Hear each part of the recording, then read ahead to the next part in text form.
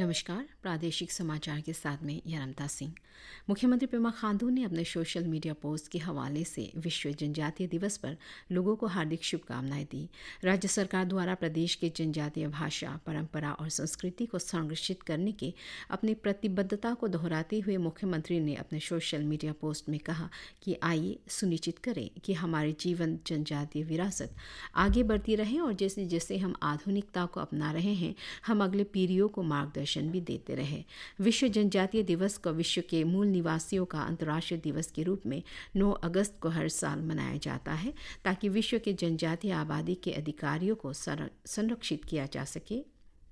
फिर से सुने, ताकि विश्व के जनजातीय आबादी के अधिकारों को संरक्षित किया जा सके और जागरूकता फैलाया जा सके।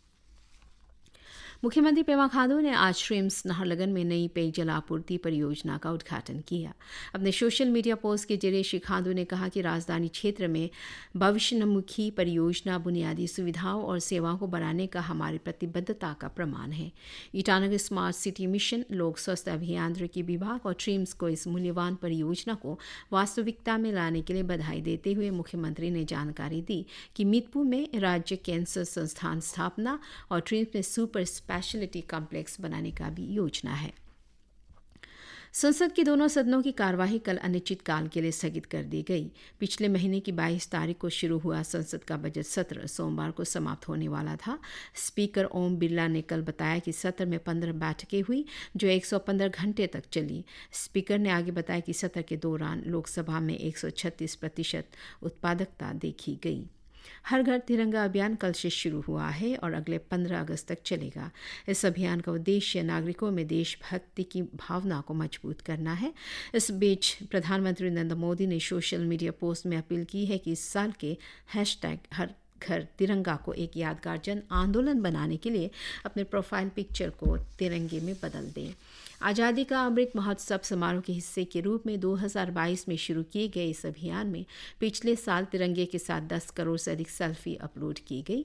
इस साल इस पहल में देश भर में 200 से अधिक सांस्कृतिक कार्यक्रम शामिल होंगे। केंद्र सरकार ने भारत बांग्लादेश सीमा पर मौजूदा स्थिति की निगरानी के लिए एक समिति गठित की है। यह समिति बांग्लादेश में भारतीय नागरिकों और अल्पसंख्यक समुदायों के लोगों की सुरक्षा सुनिश्चित करने के लिए बांग्लादेश में अपने समकक्ष अधिकारियों के साथ संचार चैनल बनाए रखेगी। इस समिति की अध्यक्षता सीमा सुरक्षा बल पूर्वी कमान के एडीजी करेंगे और इसमें बीएसएफ फ्रंटियर मुख्यालय दक्षिण बंगाल के आईजी, बीएसएफ फ्रंटियर मुख्यालय त्रिपुरा के IG, land ports authority of India LPAI से योजना और विकास के सदस्य और एलपीएआई के सचिव इसके सदस्य होंगे।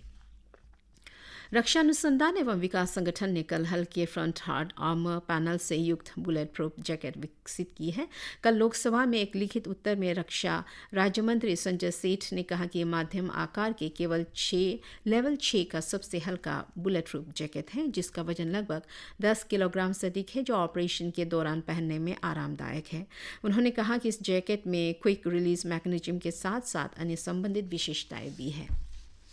संसद ने वित्त संख्या 2 विधेयक 2024 विनियोग संख्या 2 विधेयक 2024 और जम्मू कश्मीर विनियोग संख्या 3 विधेयक 2024 को सफलतापूर्वक पारित कर दिया है और राज्यसभा ने इस विधेयकों को व्यापक चर्चा के बाद लोकसभा को वापस भेज दिया है। लोकसभा ने पहले ही इन विधेयकों को मंजूरी दे दी थी, जिससे वित्तीय वर्ष 2024-25 के लिए बजटीय प्रक्रिया पूरी हो गई थी। राज्यसभा में इन विधेयकों पर चर्चा के जवाब में केंद्रीय वित्त मंत्री निर्मला सीतारमण ने पूंजीगत व्यय बढ़ाने के लिए सरकार की प्रतिबद्धता पर जोर दिया, जो बढ़कर 15.02 लाख करोड़ हो गया है, जो पिछले वर्ष की तुलना में 18% की वृद्धि दर्शाता है। उन्होंने इस बात पर प्रकाश डाला कि यह निवेश भारतीय अर्थव्यवस्था के लिए वैश्विक स्तर पर सबसे तेजी से बढ़ती अर्थव्यवस्था के रूप में अपनी स्थिति बनाए रखने के लिए महत्वपूर्ण है।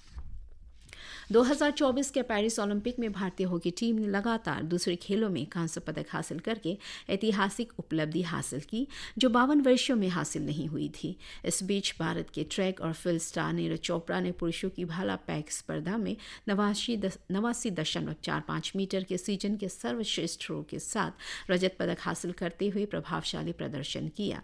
यह उपलब्धि एक महत्वपूर्ण मील का पत्थर है, जिससे नीरज स्वतंत्रता के बाद 2 ओलंपिक पदक जीतने वाले पहले भारतीय ट्रैक और फील्ड एथलीट बन गए हैं। इसी के साथ ये समाचार बुलेटिन समाप्त हुआ। नमस्कार।